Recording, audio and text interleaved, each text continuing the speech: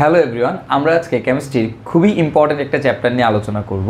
এমন কোনো ইউনিভার্সিটির এমন কোনো ভর্তি পরীক্ষা হয় নাই যেখানে এই চ্যাপ্টার থেকে কোনো প্রশ্ন আসে নাই। তো সেই চ্যাপ্টারটা কী ভাই? সেই চ্যাপ্টারটা হচ্ছে আমাদের পরিমাণগত রসায়ন। এই পরিমাণগত রসায়নে আমরা প্রচুর ম্যাথ করব এবং প্রচুর কনসেপ্ট শিখব।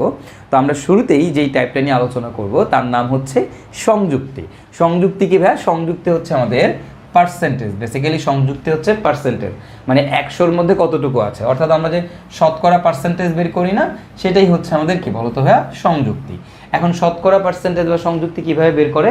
এটা বের করে যে ফর্মুলাটা হচ্ছে সংযুক্তি ইকুয়াল টু যার সংযুক্তি বের করব, উপরে আমরা তার ভর লিখব, নিচে হচ্ছে আমরা ওই যৌগটার মোট ভর লিখব, ইন্টু হচ্ছে আমরা 100% করে দিব। তাহলেই হচ্ছে আমাদের কি সংযুক্তি বের হয়ে যাবে।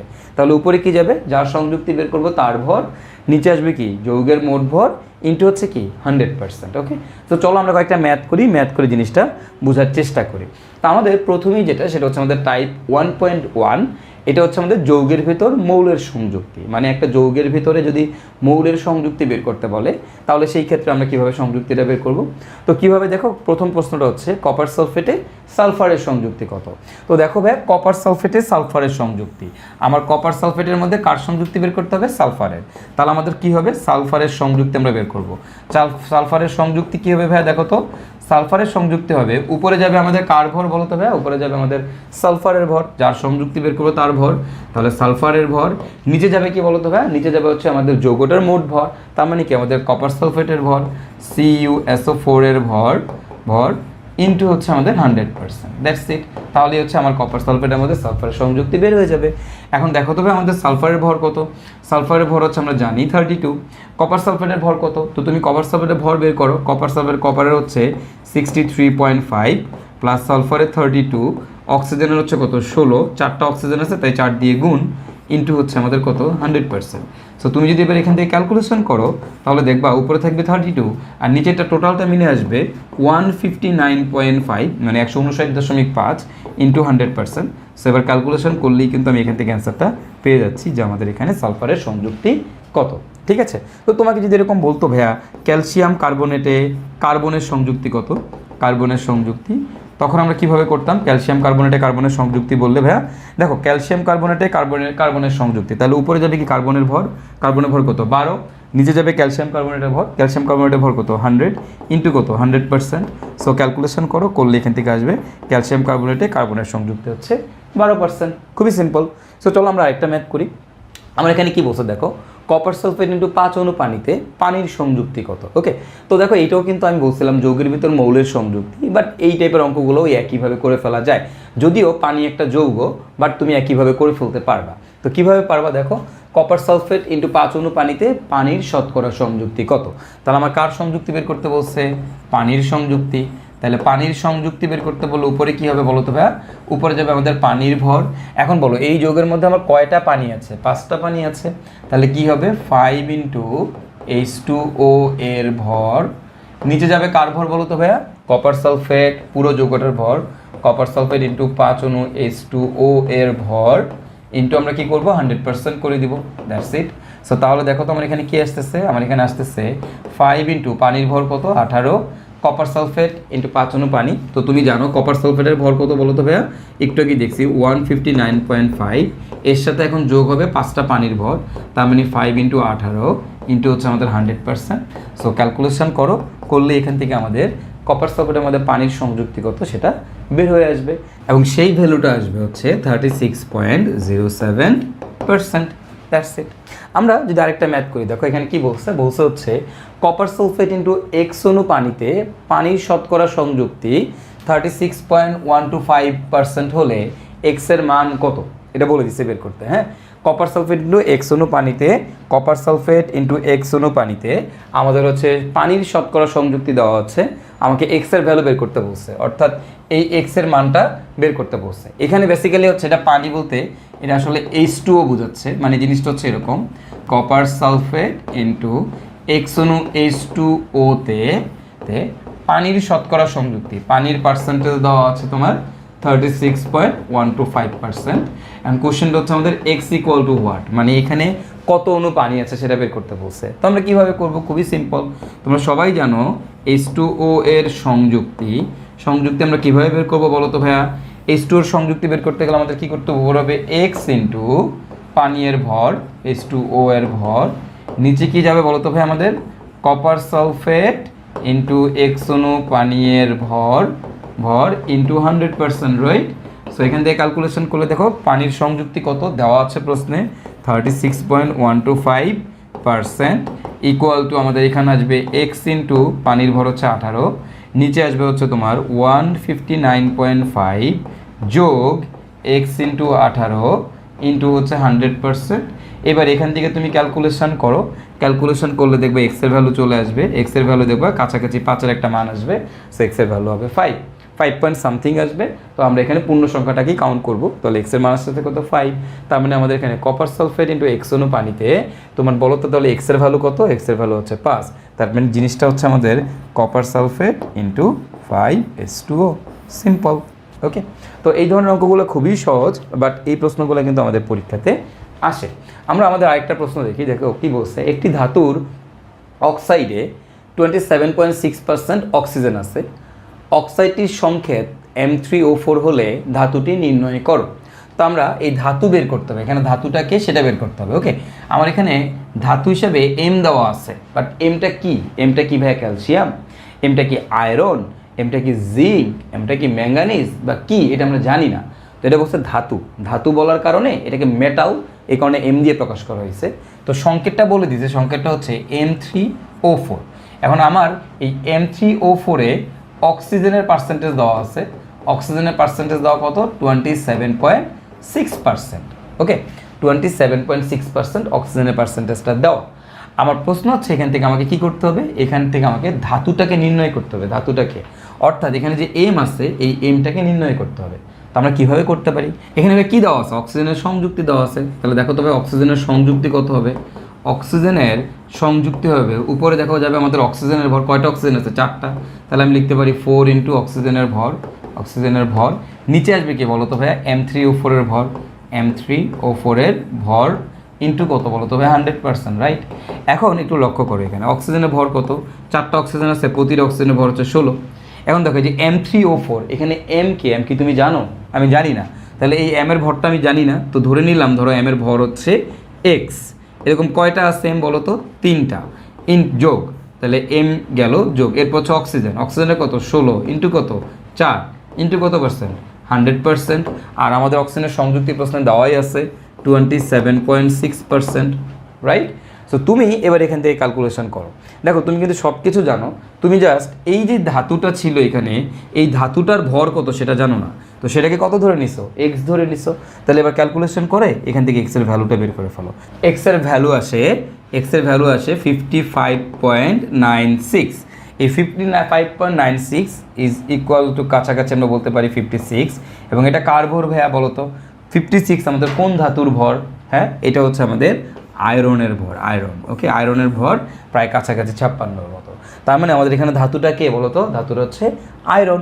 তার মানে এখানে যে ধাতুটা হচ্ছে আয়রন, এবং তাহলে যোগের সংকেত কী হবে বলো তো? সংকেত হবে Fe3O4, সিম্পল।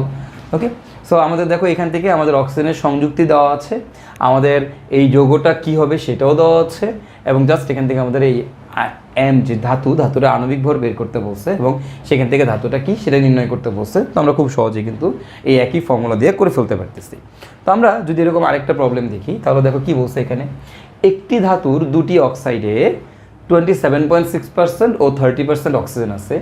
প্রথম অক্সাইডটির সংকেত M3O4 হলে দ্বিতীয় অক্সাইডের সংকেত নির্ণয় করো। তো দেখো প্রথম অক্সাইডটা কি? M3O4। এখন দ্বিতীয় অক্সাইডটা কি সেটা বের করতে বলছে। তো আমি দ্বিতীয় অক্সাইডটা আমি জানি না, এখন সেটা আমি বের করব। কীভাবে বের করব? আমি ধরে নিলাম আমার যে দ্বিতীয় অক্সাইড এটার সংকেত হচ্ছে MXOY। আচ্ছা, আগে একটু বুঝো যে ভাইয়া একটা ধাতুর অক্সাইড, তার মানে অবশ্যই একটা ধাতু থাকবে, মেটাল থাকবে, আর সাথে অক্সিজেন থাকবে, রাইট? এখন প্রথমটার সংকেত বলে দিছে M3O4। এখন সেকেন্ডটার সংকেত কি সেটা বের করতে বলছে। তো সেকেন্ডটার সংকেত MO, তো এইটা তো ফিক্স থাকবে, ধাতু থাকবে, অক্সিজেন থাকবে, তার সাথে আমি ধরে নিলাম MXOY। ওকে, তো আমার এখন কাজ হচ্ছে এই X আর Y এর মান বের করা। তো সেটা আমি কীভাবে বের করব? খুবই সহজ। কীভাবে বের করবা? একটি ধাতুর দুটি অক্সাইডে 27.6% ও 30% অক্সিজেন আছে। তার মানে আমার অক্সিজেনের কিন্তু পার্সেন্টেজ দেওয়া আছে।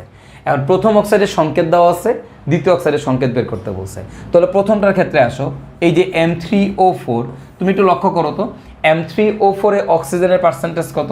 অক্সিজেনের পার্সেন্টেজ হচ্ছে 27.6%, যেটা কিনা আমাদের আগের মেটটা, রাইট?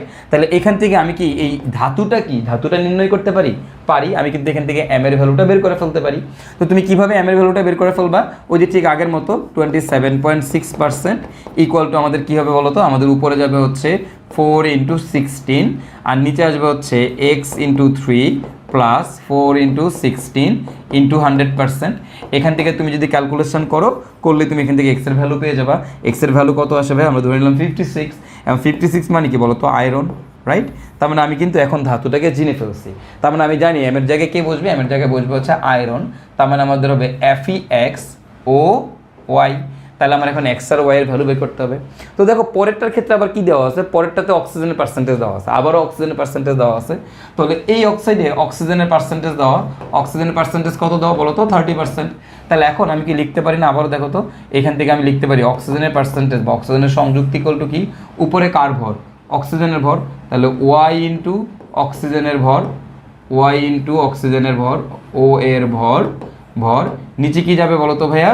আমাদের ওই যে FeXOY এর ভর, OY এর ভর ইন্টু 100%, রাইট? তো ওই ঠিক সিমিলার ফর্মুলাতে অক্সিজেনের পার্সেন্টেজ দেওয়া আছে 30% ইকুয়াল টু ওয়াই ইন্টু 16, নিচে আসবে হচ্ছে আয়রন কত? 56 ইন্টু এক্স, তারপরে যোগ ওয়াই ইন্টু 16 ইন্টু 100%।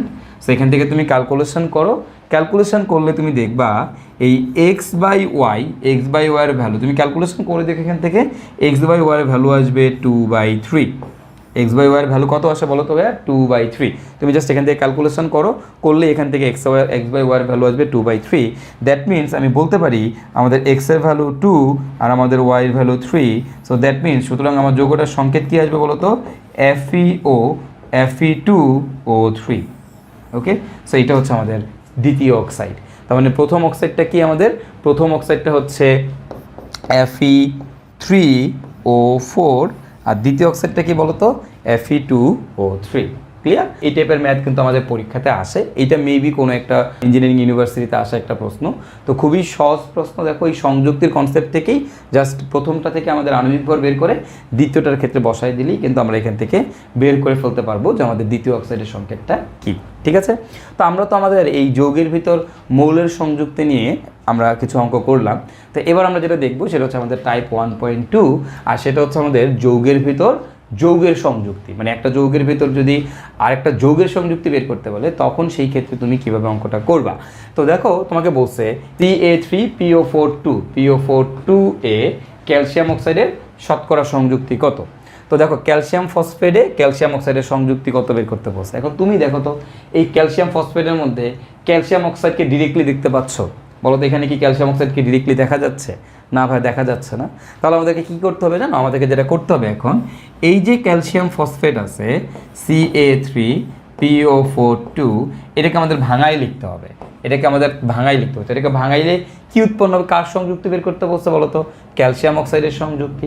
আর ক্যালসিয়াম অক্সাইডের সংযুক্তি তুমি কিভাবে বের করবা?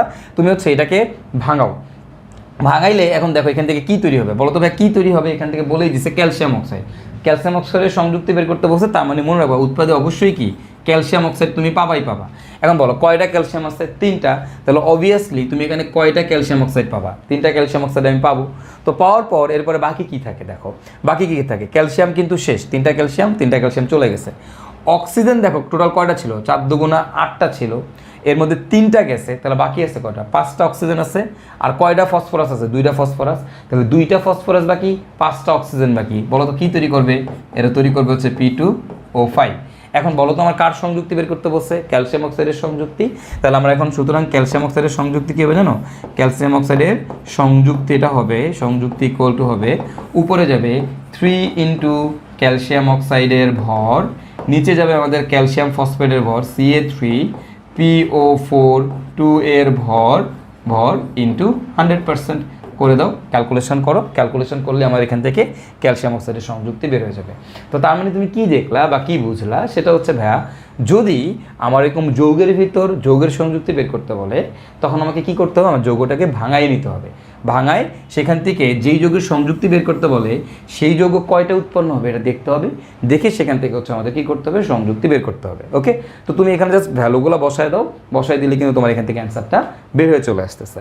আমরা যদি আমাদের এর পরের ম্যাথটাতে দেখি, দেখো পরের ম্যাথটাতে কি বলছে, একই সিমিলার টাইপের একটা ম্যাথ, ক্যালসিয়াম নাইট্রেটে NO2 এর শতকরা সংযুক্তি কত। তাই কি যেটা তোমরা সবাই পারবা, ক্যালসিয়াম নাইট্রেটে সংযুক্তি NO2 এর সংযুক্তি, তুমি বলো তো ডিরেক্টলি কি NO2 দেখতে পাচ্ছ, এখানে দেখতে পাচ্ছি না, তাহলে আমাদের কী করতে হবে, একে ভাঙায় লিখতে হবে। তো আমরা এখানে এটাকে কীভাবে ভাঙাবো, ক্যালসিয়াম নাইট্রেট CaNO3 এটাকে তুমি ভাঙায় দাও। তো এটাকে ভাঙাইলে এটাকে আন্ডার হিটে যদি তুমি ট্রিট করো বা যদি তুমি এটাকে উত্তপ্ত করো তাহলে এটা ভেঙে কী হইবে, তুমি বলো, তোমাকে বলেই দিছে NO2 এর সংযুক্তি, দ্যাট মিনস এখানে অবশ্যই তুমি কি পাবা, অবশ্যই NO2 তুমি পাবা মাস্ট। এখন বলো তো কয়টা NO2 পাবো, দেখো নাইট্রোজেন কয়টা আছে, 2টা নাইট্রোজেন, তাহলে কয়টা NO2 পাবো, অবভিয়াসলি 2টা NO2 পাবো।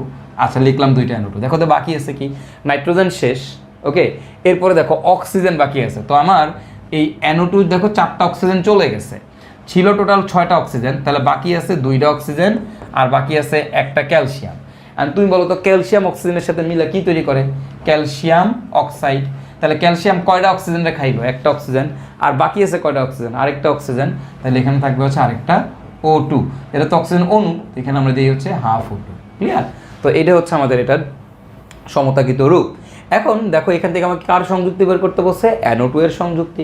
তাহলে তুমি বলো ভাই NO2 এর সংযুক্তি কী হবে, NO2 এর সংযুক্তি হবে উপরে যাবে কি 2 ইন্টু NO2 এর ভর, নিচে আসবে আমাদের CaNO3 2 এর ভর ইন্টু 100%, দ্যাটস ইট। ক্যালকুলেশন করো, ক্যালকুলেশন করলে আমার এখান থেকে অ্যান্সারটা বের হয়ে যাবে, ঠিক আছে। তার মানে দেখো আমাদের যখন এই সংযুক্তি বের করতে বলে, সংযুক্তি কিন্তু আমাদের খুবই সহজ, যে আমাদের যৌগের ভিতর মৌলের সংযুক্তি বের করতে বলুক বা আমাদের যৌগের ভিতর যৌগের সংযুক্তি বের করতে বলুক, আমরা কিন্তু খুব সহজেই করে ফেলতে পারতেছি। আমাদের আরেক টাইপের সংযুক্তি বের করতে হয়, সেটা হচ্ছে মিশ্রণের মধ্যে যৌগের সংযুক্তি, কিন্তু সেটা হচ্ছে আমরা পরবর্তীতে আমাদের স্টোইকিওমেট্রিতে আলোচনা করব। এইখানে আপাতত আমাদের বেসিক সংযুক্তিগুলো কীভাবে বের করতে হয় সেই জিনিসটা আমরা মোটামুটি দেখে নিলাম। তো এবার আমরা আরেকটা ইম্পর্টেন্ট জিনিস দেখব, সেটা হচ্ছে আমাদের জৈব যৌগের মধ্যে কিভাবে আমরা জৈব যৌগে যে কার্বন থাকে, হাইড্রোজেন থাকে, অক্সিজেন থাকে বা সালফার থাকে, হ্যালোজেন থাকে, এগুলোর সংযুক্তি আমরা কিভাবে বের করতে পারি। ওকে, তো এটা হচ্ছে আমাদের টাইপ 1.3 এবং এইটাও খুবই ইম্পর্ট্যান্ট একটা টপিক, সেটা হচ্ছে আমাদের জৈব যৌগে কার্বন, হাইড্রোজেন, অক্সিজেন, সালফার ও হ্যালোজেনের সংযুক্তি নির্ণয়, ঠিক আছে। তো এই জৈব যৌগে যদি আমাদের এরকম কোনো একটা পরমাণুর সংযুক্তি বের করতে বলে, হ্যাঁ, জৈব যৌগের দহন বিক্রিয়া থেকে উৎপন্ন পদার্থের আলোকে যদি আমাদের কোনো সংযুক্তি বের করতে বলে, তখন ইন দ্যাট কেস আমাদের সংযুক্তি বের করার ফর্মুলাটা কী হবে জানো, সেটা হবে হচ্ছে উৎপন্ন পদার্থের মোল ইনটু নিজের পারমাণবিক ভর ডিভাইডেড বাই ব্যবহৃত জৈব যৌগের ভর ইনটু 100%। ওকে, তাহলে আরেকবার একটু বলি, যে জৈব যৌগে যদি কোনো একটা জৈব যৌগের দহন করা হয়, সেই দহন থেকে উৎপন্ন পদার্থের আলোকে যদি আমাকে জৈব যৌগের সংযুক্তি বের করতে হয়, এই জৈব যৌগে কত পার্সেন্ট কার্বন আছে, কত পার্সেন্ট হাইড্রোজেন আছে, কত পার্সেন্ট অক্সিজেন আছে, এগুলো বের করতে বলে, ইন দ্যাট কেস আমাদের সংযুক্তি বের করার ফর্মুলাটা কি, ফর্মুলাটা হচ্ছে উৎপন্ন পদার্থের মোল ইনটু নিজের পারমাণবিক ভর ইনটু 100% ডিভাইডেড বাই হচ্ছে ব্যবহৃত জৈব যৌগের ভর। ওকে, তো আমরা যে সিম্পল এই ফর্মুলার মধ্যে মান বসাই দিলে আমাদের অ্যান্সারগুলো চলে আসবে। তো এই ফর্মুলাটা আমাদের একটু কষ্ট করে মনে রাখতে হবে। এখন আমার একটু দেখতে হবে যে আমার কোন মৌলের সংযুক্তি বের করতে গেলে উৎপন্ন পদার্থ কোনটাকে কনসিডার করতে হবে। দেখো যদি তোমার কার্বনের সংযুক্তি বের করতে বলে তাহলে উৎপন্ন পদার্থ হচ্ছে কার্বন ডাইঅক্সাইড। ওকে, তাহলে কার্বনের জন্য উৎপন্ন পদার্থ কি, কার্বন ডাইঅক্সাইড। হাইড্রোজেনের জন্য উৎপন্ন পদার্থ কি, পানি। অক্সিজেনের জন্য উৎপন্ন পদার্থ কি, কার্বন ডাইঅক্সাইড। একটু লক্ষ্য করো, অক্সিজেনের জন্য উৎপন্ন পদার্থ কে, কার্বন ডাইঅক্সাইড। কার্বনের জন্য উৎপন্ন পদার্থ কে, কার্বন ডাইঅক্সাইড। হাইড্রোজেনের জন্য উৎপন্ন পদার্থ কে, পানি। এখন দেখো সালফারের জন্য উৎপন্ন পদার্থ কে, বেরিয়াম সালফেট, এবং বেরিয়াম সালফেটের আণবিক ভর কত, 233। ওকে, একটু মনে রাখবো, সালফারের জন্য উৎপন্ন পদার্থ হচ্ছে বেরিয়াম সালফেট আর এটা আণবিক ভর হচ্ছে 233। আর হ্যালোজেন, হ্যালোজেনের জন্য উৎপন্ন পদার্থকে সিলভার হ্যালাইড, হ্যালোজেনের জন্য উৎপন্ন পদার্থ হচ্ছে সিলভার হ্যালাইড। ওকে, এখন দেখো এই যে অক্সিজেন, সালফার এবং হ্যালোজেন, এই তিনটার ক্ষেত্রে অবশ্যই প্রশ্নে বলা থাকবে ক্যারিয়াস মেথড। কোন মেথড প্রশ্নে বলা থাকবে? ক্যারিয়াস মেথড, এই কথাটা বলা থাকবে। ওকে, যদি তোমাকে বলে অক্সিজেনের সংযুক্তি বের করো, অবশ্যই সেখানে বলা থাকবে যে ক্যারিয়াস মেথডের আলোকে, যদি ক্যারিয়াস মেথডের আলোকে অক্সিজেন থেকে কার্বন ডাইঅক্সাইড পাওয়া যায়। ব্যাপারটা বোঝা গেছে কিনা? দেখো, কার্বন থেকে ইউজুয়ালি দহন বিক্রিয়ায় কার্বন ডাইঅক্সাইড পাওয়া যাবে, হাইড্রোজেন থেকে উৎপন্ন পদার্থ হচ্ছে পানি, অক্সিজেন থেকে উৎপন্ন পদার্থ কার্বন ডাইঅক্সাইড, সেটা কোন মেথডে? সেটা হচ্ছে আমাদের ক্যারিয়াস মেথডে। তো এই কারণে যখন আমরা অক্সিজেনের সংযুক্তি বের করতে বলবে, তখন আমাদেরকে ক্যারিয়াস মেথড কথাটা উল্লেখ আছে কিনা এটা দেখতে হবে। যদি ক্যারিয়াস মেথড কথাটা উল্লেখ থাকে, তখনই আমরা কেবল এই ফর্মুলাটা অ্যাপ্লাই করতে পারবো, আদারওয়াইজ কিন্তু অক্সিজেনের জন্য এই ফর্মুলাটা আমরা অ্যাপ্লাই করতে পারবো না। ঠিক আছে? তো তার মানে অক্সিজেন, সালফার এবং হ্যালোজেনের ক্ষেত্রে অবশ্যই এই ফর্মুলা ব্যবহার করতে গেলে কোন কথাটা লেখা থাকতে হবে? প্রশ্নে ক্যারিয়াস মেথড, এই কথাটা উল্লেখ থাকতে হবে। যদি ক্যারিয়াস মেথড উল্লেখ থাকে, তাহলেই এই তিনজনের ক্ষেত্রে আমরা এই ফর্মুলাটা অ্যাপ্লাই করতে পারবো, আদারওয়াইজ পারবো না। অ্যান্ড এই দুজনের ক্ষেত্রে বা কোনো মেথড টেথড উল্লেখ থাকার দরকার নাই, তুমি ডিরেক্টলি এই ফর্মুলাটা অ্যাপ্লাই করতে পারবা। এখন এইখানে জাস্ট ছোট্ট করে একটা জিনিস মনে রাখতে হবে, হাইড্রোজেনের সংযুক্তি যখন তুমি বের করবা, তখন এই যে পারমাণবিক ভর, এখানে কিন্তু পারমাণবিক ভর বসার কথা, বাট হাইড্রোজেনের জন্য তুমি এখানে বসাবো হচ্ছে 2। জাস্ট এটা একটু মাথায় রেখো, হাইড্রোজেনের জন্য কত বসাবো? আমরা এখানে 2 বসাবো। ঠিক আছে? আর বাকি সবার ক্ষেত্রে কিন্তু আমরা পারমাণবিক ভরটাই বসাবো। যদি কার্বন বসাই, কার্বনের পারমাণবিক ভর কত? 12, তাহলে আমি এখানে 12ই বসাবো। ঠিক আছে? অক্সিজেনের জন্য কত? 16ই বসাবো। বাট শুধুমাত্র হাইড্রোজেনের ক্ষেত্রে আমি এখানে কত বসাবো? এখানে হচ্ছে 2 বসাবো। জাস্ট এই একটা জিনিস একটু আমাদের মাথায় রাখতে হবে। হ্যাঁ, তা আমরা এই ফর্মুলাটা যদি আরেকবার একটু মনে করি, উৎপন্ন পদার্থের মোল ইন্টু নিজের পারমাণবিক ভর ডিভাইডেড বাই ব্যবহৃত জৈব যৌগের ভর ইন্টু 100%। তো আমরা চলো একটা ম্যাথ করে জিনিসটাকে বোঝার চেষ্টা করি। ধরো তোমাকে একটা ম্যাথ দিচ্ছে এরকম, 0.2346 গ্রাম জৈব যৌগ দহনের ফলে উৎপন্ন কার্বন ডাইঅক্সাইড ও পানীয়ের ভর যথাক্রমে 0.4487 গ্রাম ও 0.2754 গ্রাম। জৈব যৌগে কার্বন, হাইড্রোজেন ও অক্সিজেনের সংযুক্তি কত? তার মানে আমার একটা জৈব যৌগ আছে, সেই জৈব যৌগ কতটুকু ছিল? এই যে ব্যবহৃত জৈব যৌগ ছিল হচ্ছে 0.2346 গ্রাম, এতটুকু জৈব যৌগ ছিল, তার দহন করছো, দহন করার ফলে কার্বন ডাইঅক্সাইড ও পানি উৎপন্ন হয়েছে, এবং কার্বন ডাইঅক্সাইডের ভর দেওয়া আছে এত, এবং পানির ভর দেওয়া আছে এত। জৈব যৌগে কার্বন, হাইড্রোজেন, অক্সিজেনের সংযুক্তি বের করতে বলছে। তাহলে এখন বলো তো, কার্বনের সংযুক্তি বের করতে বলছে, হাইড্রোজেনের সংযুক্তি বের করতে বলছে, অক্সিজেনের সংযুক্তি বের করতে বলছে। আমরা কিভাবে করব বলো তো? কার্বনের সংযুক্তি, কার্বনের পার্সেন্টেজ বের করতে বলছে। তাহলে এখন তোমরাই বলো, কার্বনের জন্য উৎপন্ন যৌগ কে? উৎপন্ন পদার্থ কে? কার্বনের জন্য উৎপন্ন পদার্থ হচ্ছে কার্বন ডাইঅক্সাইড। তো আমাদের শুরুতে ছিল উৎপন্ন পদার্থের মোল। তো উৎপন্ন পদার্থের কি দেওয়া আছে দেখো তো? কার্বন ডাইঅক্সাইডের ভর দেওয়া আছে।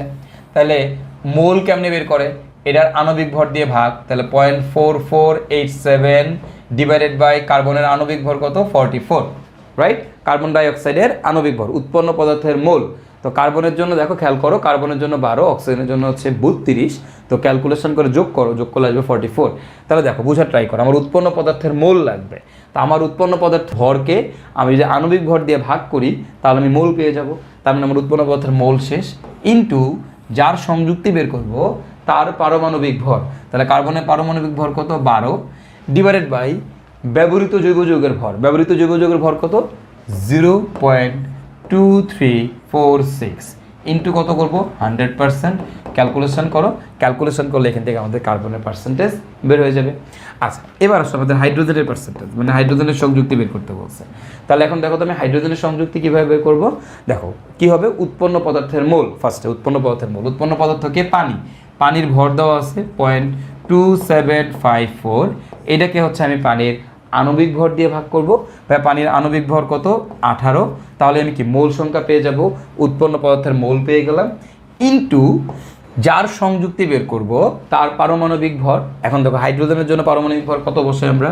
2, রাইট? 1 বসানোর কথা, বাট এখানে আণবিক ভর 2 বসাই, ডিভাইডেড বাই ব্যবহৃত জৈব যৌগের ভর 0.2346 ইন্টু কত পার্সেন্ট বলো তো ভাই? 100% করে দিলেই কিন্তু আমি এখান থেকে আমাদের এই হাইড্রোজেনের সংযুক্তি কত সেটাও বের করে ফেলতে পারতেছি। ঠিক আছে? তার মানে আমার জৈব যৌগে কার্বনের সংযুক্তি কত আমি বের করে ফেললাম। আমার হাইড্রোজেনের সংযুক্তি কত সেটাও আমি বের করে ফেললাম। এখন আমাকে কি বলছে অক্সিজেনের সংযুক্তি। তো বলো তো অক্সিজেনের সংযুক্তির জন্য আমি কি করব, তাহলে এখানে কি অক্সিজেনের সংযুক্তির জন্য আমি কি সেম ফর্মুলাটা অ্যাপ্লাই করব, রাইট? করলে কি অক্সিজেনের সংযুক্তি বের হয়ে যাবে। এখন তুমি বলো তো এই ফর্মুলাটা কি তুমি অক্সিজেনের জন্য বের করতে পারবা কিনা। দেখো তো অক্সিজেনের জন্য বের করতে গেলে এই ফর্মুলাটা যদি আমি অক্সিজেনের জন্য বের করতে চাই তাহলে আমাকে কি করতে হবে, ব্যবহার করতে গেলে কি লেখা থাকতে হবে প্রশ্নে, আমাদের ক্যারিয়াস মেথড এই কথাটা উল্লেখ থাকতে হবে।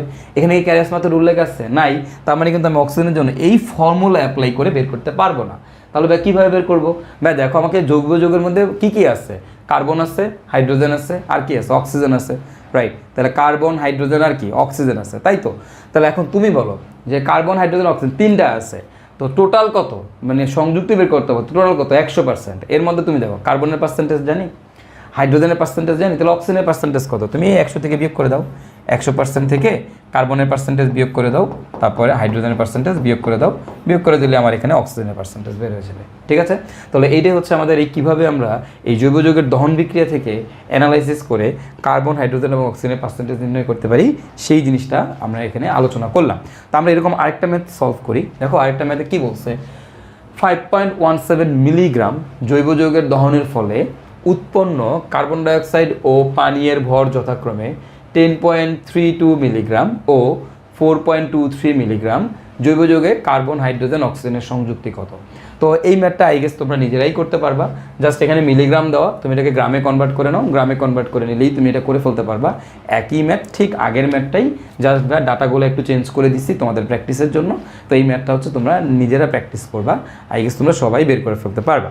তো আমরা এর পরের ম্যাথটা যদি দেখি, দেখো কি বলছে, 0.2175 গ্রাম জৈব যৌগ থেকে ক্যারিয়াস প্রসেসে, দেখো এখানে কিন্তু এবার ক্যারিয়াস প্রসেস কথাটা উল্লেখ আছে, ক্যারিয়াস প্রসেসে 0.5825 গ্রাম বেরিয়াম সালফেট উৎপন্ন হয়। জৈব যৌগে সালফারের সংযুক্তি কত? দেখো তোমাদের মনে আছে কিনা, যদি সালফারের সংযুক্তি বের করতে বলে, সালফারের জন্য আমাদের উৎপন্ন পদার্থ কে হয়, বেরিয়াম সালফেট। তো আমার কিন্তু সেখানে বেরিয়াম সালফেট দেওয়া আছে এবং ক্যারিয়াস মেথড বলা আছে, তাহলে আমি কিন্তু সেম ফর্মুলাটা অ্যাপ্লাই করতে পারবো। এখন আমার ফার্স্ট কাজ কি, ফার্স্ট কাজ হচ্ছে উৎপন্ন পদার্থের মোল বের করতে হবে। তো উৎপন্ন পদার্থকে বেরিয়াম সালফেট, সালফারের জন্য তার ভর দেওয়া আছে 0.5825 গ্রাম। এটাকে আমরা তার আণবিক ভর দিয়ে ভাগ করব। বেরিয়াম সালফেটের আণবিক ভর হচ্ছে আমাদের 233 ইন্টু আমরা যেটা করব সেটা হচ্ছে তোমার, দেখো এরপরে কি উৎপন্ন পদার্থের মোল শেষ, এবারে কি নিজের পারমাণবিক ভর। এখন বলো তো সালফারের পারমাণবিক ভর কত ভাইয়া, 32 ডিভাইডেড বাই কী হবে বলো তো ভাইয়া, আমাদের ব্যবহৃত জৈব যৌগের ভর, ব্যবহৃত জৈব যৌগের ভর হচ্ছে 0.2175 ইন্টু 100% করে দাও, করে দিলেই আমাদের এখান থেকে সালফারের পার্সেন্টেজ বের হয়ে যাবে। খুবই সিম্পল, ঠিক আছে? তো দেখো আমার এই যে দেখো সালফারের জন্য আমি সেম ফর্মুলাটা অ্যাপ্লাই করছি, যেই ফর্মুলা দিয়ে আমি আগের অঙ্কগুলো করছি, সেটা অবশ্যই অ্যাপ্লাই করতে পারবো কখন, যদি ক্যারিয়াস প্রসেস বা ক্যারিয়াস মেথড কথাটা উল্লেখ থাকে। ওকে, তো চলো আমরা আরেকটা ম্যাথ দেখি। দেখো আমাদের এই ম্যাথটাতে কী বলছে, 0.175 গ্রাম জৈব যৌগ থেকে ক্যারিয়াস প্রসেসে, আবারও ক্যারিয়াস প্রসেস উল্লেখ আছে, 0.525 গ্রাম সিলভার ক্লোরাইড উৎপন্ন হয়। জৈব যৌগে ক্লোরিনের সংযুক্তি কত? দেখো আমি তোমাদেরকে বলছিলাম কি, অক্সিজেন, সালফার এবং হ্যালোজেনের জন্য যদি ওই ফর্মুলাটা অ্যাপ্লাই করতে চাই তাহলে ক্যারিয়াস প্রসেস কথাটা উল্লেখ থাকতে হবে। এখন এখানে দেখো হ্যালোজেনেরটা বের করতে বলছে, ক্যারিয়াস প্রসেসে উল্লেখ আছে। সো আমাদের কী হবে এখন, ক্লোরিনের পার্সেন্টেজ আমরা কীভাবে বের করব, উৎপন্ন পদার্থের মোল। তো উৎপন্ন পদার্থের মোল কত, এই যে দেখো এখানে হচ্ছে আমাদের উৎপন্ন পদার্থের ভর 0.525, এটাকে আণবিক ভর দিয়ে ভাগ করবা। কার আণবিক ভর, সিলভার ক্লোরাইডের। সিলভার ক্লোরাইড আণবিক ভর কত, 143.5 দিয়ে ভাগ করে দিলাম ইন্টু যার সংযুক্তি বের করবো তার পারমাণবিক ভর। তো আমরা কার সংযুক্তি বের করতেছি ভাইয়া, ক্লোরিনের। তাহলে এখানে ক্লোরিনের পারমাণবিক ভর যাবে, ক্লোরিনের পারমাণবিক ভর কত, 35.5 ডিভাইডেড বাই ব্যবহৃত জৈব যৌগের ভর 0.175 ইন্টু হচ্ছে 100%। ক্যালকুলেশন করলে এখান থেকে আমাদের ক্লোরিনের পার্সেন্টেজ বের হয়ে যাবে 100%। So that will be hour answer. দেখছো, মানে এই ধরনের ম্যাথগুলো বেশ কঠিন এবং এই ম্যাথগুলো করতে তোমরা প্রায়ই খুব গ্যাঞ্জাম করে ফেলো। বাট আমি যেই সিম্পল একটা ফর্মুলা তোমাদেরকে শিখাই দিলাম, এই ফর্মুলাটার মধ্যে তোমরা জাস্ট খালি ভ্যালুগুলো বসাই দিলে দেখো তোমার খুব সহজেই জৈব যৌগের মধ্যে কার পার্সেন্টেজ কত সেটা খুব সহজেই তুমি বের করে ফেলতে পারবা। তো আমরা মোটামুটি যেটা দেখলাম সেটা হচ্ছে আমাদের এই জৈব যৌগের মধ্যে কিভাবে তোমার সংযুক্তি বের করতে হয় সেটাও দেখে ফেললাম। তার মানে আমাদের সংযুক্তির যে 3টা টাইপ ছিল, 3টা টাইপই আমরা কমপ্লিট করে ফেলছি। এবার আমরা যেটা দেখব সেটা হচ্ছে আমাদের টাইপ 2। আর টাইপ 2টা কি, টাইপ 2 হচ্ছে যে সংযুক্তি দেওয়া থাকবে, সংযুক্তি থেকে আমাদের স্থূল সংকেত ও আণবিক সংকেত বের করতে হবে। এতক্ষণ কি ছিল? এতক্ষণ ছিল হচ্ছে আমরা সংযুক্তি বের করছি, একটা যৌগ ছিল, যৌগ থেকে সংযুক্তি বের করছি। আর এখন আমরা কি করব? এখন হচ্ছে আমরা সংযুক্তি থেকে যৌগের সংকেত নির্ণয় করব। তো যদি আমাদের এরকম সংযুক্তি থেকে স্থূল সংকেত ও আণবিক সংকেত বের করতে বলে, তখন সেটা আমরা কিভাবে করব? দেখো, এই টাইপের ম্যাথগুলো কিন্তু আমরা 9, 10-এ থাকতে করে আসছি, এগুলো আমাদের 9, 10-এ ছিল। তো সেখানে কি থাকে? সেখানে হচ্ছে আমাদের এরকম কার্বন, হাইড্রোজেন, অক্সিজেনের পার্সেন্টেজ দেওয়া থাকে। সেই কার্বন, হাইড্রোজেন এবং অক্সিজেনের পার্সেন্টেজ থেকে আমার ওই যৌগটার স্থূল সংকেত কী হবে, আণবিক সংকেত কী হবে, সেটা বের করতে হয়। তো সেটার প্রসিডিউরটা কি আমি তোমাদেরকে জাস্ট একটু দেখাই দিই। শুরুতে কার্বন পার্সেন্টেজ, হাইড্রোজেনের পার্সেন্টেজ এবং অক্সিজেনের পার্সেন্টেজ, এরকম পার্সেন্টেজ দেওয়া থাকবে। সেই পার্সেন্টেজ থেকে তুমি যেটা করবা, ফার্স্টে এই পার্সেন্টেজগুলোকে তুমি এদের পারমাণবিক ভর দিয়ে ভাগ করবা। সবাই কি করবা ভাই বলো তো? এদের পারমাণবিক ভর দিয়ে তুমি এদেরকে ভাগ করবা। তো ভাগ করলে দেখো তো ভাই, এই যে কার্বনকে তুমি তার পারমাণবিক ভর দিয়ে ভাগ করো, অর্থাৎ তুমি এটাকে 12 দিয়ে ভাগ করে দাও। এরপরে তোমার এই যে হাইড্রোজেনকে তুমি এর পারমাণবিক ভর কত? 1 দিয়ে ভাগ করে দাও। এরপরে যে অক্সিজেনে কত? 35কে তুমি অক্সিজেনের পারমাণবিক ভর কত? 16 দিয়ে ভাগ করে দাও। ভাগ করে দিলে তোমার যে ভ্যালুটা আসবে সেটা হচ্ছে 4.33, এইটা আসবে তোমার হচ্ছে 30, আর এখানে আসবে হচ্ছে তোমার 2.18। এখন আমাদের এর পরের কাজ কি? আমাদের এর পরের কাজ হচ্ছে এই কার্বন, হাইড্রোজেন এবং অক্সিজেনের অনুপাত বের করা। কার্বন, হাইড্রোজেন এবং অক্সিজেনের অনুপাত। তো সেটা আমরা কীভাবে বের করব? সেটা হচ্ছে এদের মাঝখানে তুমি যে রেজাল্টটা পাইলা, এদের মাঝখানে সবথেকে ছোট হচ্ছে 2.18। এই 2.18 দিয়ে সবাইকে এবার ভাগ করে দিবা। তো তুমি যদি সবাইকে ভাগ করে দাও, তোমার এইটার ভ্যালু আসবে এখানে 2। এরপরে এইটাকে যদি ভাগ করে দাও, তোমার ভ্যালু আসবে হচ্ছে 6। আর তুমি যদি এইটাকে ভাগ করো, তাহলে আসবে কত? 1। তার মানে দেখো তো, আমার এখানে কার্বন, হাইড্রোজেন এবং অক্সিজেনের অনুপাত কত? 2:6 কত? 1। তার মানে আমার এখানে স্থূল সংকেত কত হবে? এই স্থূল সংকেত হবে ভাইয়া, যৌগটার স্থূল সংকেত কত? স্থূল সংকেত হচ্ছে C2H6O। এটা হচ্ছে আমার এই যৌগটার স্থূল সংকেত। ক্লিয়ার? আমার যে যৌগটার পার্সেন্টেজ দেওয়া আছে তার স্থূল সংকেতটা কী হবে? C2H6O। তাহলে ফার্স্ট কাজ, পার্সেন্টটাকে আমরা তাদের পারমাণবিক ভর দিয়ে ভাগ করে দিব। তারপর সব থেকে ছোটো যেটা, সেটা দিয়ে সবাইকে ভাগ করে দিব। ভাগ করে দিলে আমরা এদের অনুপাত পেয়ে যাব। আর সেই অনুপাত থেকে আমরা কী করতে পারি? এদের স্থূল সংকেতটা বের করে ফেলতে পারি। আমি এদের স্থূল সংকেত পাইলাম। আচ্ছা, তাহলে এটার আণবিক সংকেত কত হবে? এখন দেখো, এটার আণবিক সংকেত কত হবে জানো? আণবিক সংকেত হবে C2H6O × N। তার মানে আমি যদি এটাকে N দিয়ে গুণ করে দিই, তাহলে সেটা আমার আণবিক সংকেত বের হয়ে যাবে। এখন এখানেই হচ্ছে অঙ্কটার টুইস্ট। আমাদের এখন কি করতে হয়? আমাদের এখন এখান থেকে এই N এর ভ্যালুটা বের করতে হয়। আমাদের কোশ্চেনে তোমার বিভিন্ন ডেটা দেওয়া থাকে, সেখান থেকে আমরা N এর ভ্যালু বের করবো। তো N এর ভ্যালু কীভাবে বের করবো একটু দেখো। আমাদের ভর নিয়ে কাজ করব। দেখো, আমার এখানে কয়টা কার্বন আছে বলো তো? 2টা কার্বন আছে। তাহলে 12 × 2, তারপরে কি যোগ কয়টা হাইড্রোজেন আছে? তোমার 6টা। তাহলে 1 × 6, এরপরে অক্সিজেন কত? 16। এইটাকে *n যদি করো, তাহলে ইকুয়াল টু আসবে আণবিক ভর। ইকুয়াল টু কি আসবে বলো তো ভাইয়া? আণবিক ভর। ওকে, তো এখন কাহিনী হচ্ছে আমার এখান থেকে কি এন এর ভ্যালু বের করতে হবে। আর এই এন এর ভ্যালু বের করলেই কি আমি আণবিক সংকেত বের করে ফেলতে পারবো। আর এন এর ভ্যালু বের করার জন্য আমার প্রশ্নে কি আণবিক ভর দেওয়া থাকবে। ওকে, অথবা ডিরেক্টলি আণবিক ভর দেওয়া না থাকলেও আমার আণবিক ভর বের করার মতো কোনো না কোনো ক্লু দেওয়া থাকবে। হ্যাঁ, ধরো তোমার বাষ্প ঘনত্ব দেওয়া আছে। যদি বাষ্প ঘনত্ব দেওয়া থাকে, তাহলে আমি সেখানে কিভাবে আণবিক ভর বের করতে পারি? বাষ্প ঘনত্বকে 2 গুণ করে দিলেই কিন্তু আমার আণবিক ভর চলে আসে। ওকে, তার মানে বাষ্প ঘনত্বকে যদি দ্বিগুণ করে দিই, আমরা আণবিক ভর পেয়ে যাব। আচ্ছা, বাষ্প ঘনত্ব না দিয়ে এরকমভাবে মাঝে মধ্যে দিয়ে দেয়, তাপমাত্রা দিয়ে দেয় 100 ডিগ্রি সেলসিয়াস তাপমাত্রায় 1.5 অ্যাটমসফিয়ার চাপে 1.6 গ্রাম কোনো একটা গ্যাস 53 ml আয়তন দখল করে, ধরো এরকম ইনফরমেশন দেওয়া আছে। ঠিক আছে, তা আমার এরকম ইনফরমেশন দেওয়া আছে, এখান থেকে কি আমি আণবিক ভর বের করতে পারি? ইয়েস ভাইয়া, এখান থেকে আমি পারি। কিভাবে পারি? দেখো, তোমরা সবাই জানো PV = W/mRT, রাইট? এখানে তুমি চাপ বসায় দাও, আয়তন বসায় দাও, আর বসায় দাও, টি বসায় দাও, ডাব্লিউর মান বসায় দাও। খালি দেখবে এন এর মানটাই জানো না, তুমি জাস্ট এখান থেকে এম এর ভ্যালুটা বের করে নিবা। ঠিক আছে, তো দেখো আমার এই আণবিক ভর ডিরেক্টলি দেওয়াও থাকতে পারে, আবার আণবিক ভর না দিয়ে বাষ্প ঘনত্ব দেওয়া থাকতে পারে, অথবা বাষ্প ঘনত্ব না দিয়ে তোমার কি দেওয়া থাকতে পারে ভাইয়া?